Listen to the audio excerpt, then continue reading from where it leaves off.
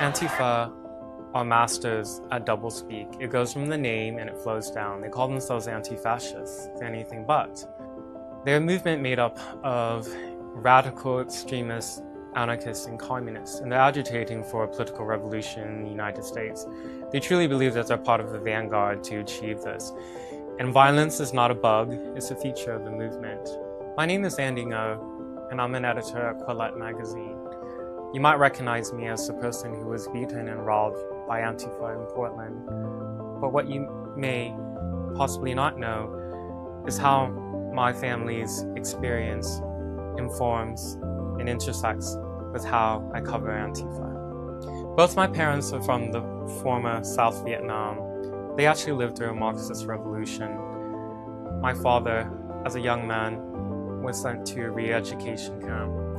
My mother, as a teenager with her siblings and entire family, were relocated to a labor camp. Antifa views the United States as an irredeemable country and concept. They abhor the principles that make up the foundations of liberal democracy. If they were to achieve their goal, there wouldn't just be the destruction of the state, there would be the silencing of all oppositional views. They're authoritarian militants who believe that only a Marxist revolution could bring about equity. In Portland, it's a progressive monoculture, and you're more likely to see open socialists and communists than you would even just a regular Republican or conservative. This context made me fascinated to want to learn more about Antifa. I knew that there was more meaning behind the street violence. And indeed, the more that I've dug into it, the more I'm disturbed by what I find. The movement, as we understand it now, is very young. We don't know where their funding comes from. We don't know exactly how many people is part of this movement.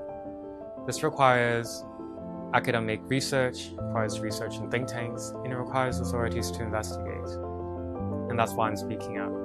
An Antifa militant in Tacoma, Washington, nearby Portland, Oregon, firebombed a government facility and allegedly tried to make a 500-gallon propane tank explode.